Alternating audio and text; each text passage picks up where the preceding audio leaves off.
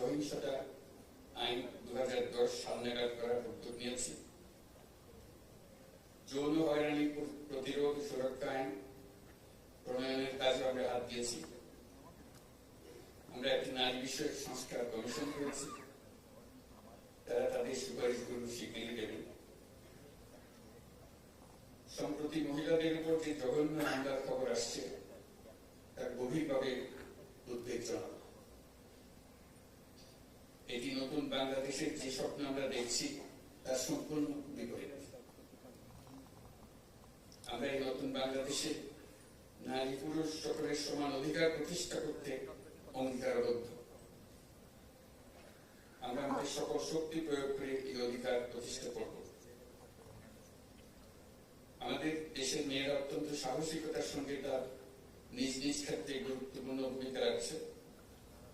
শত বাধা পেরিয়ে দেশের রাজনীতি, অর্থনীতি সহ সার্বিকভাবে দেশকে এগিয়ে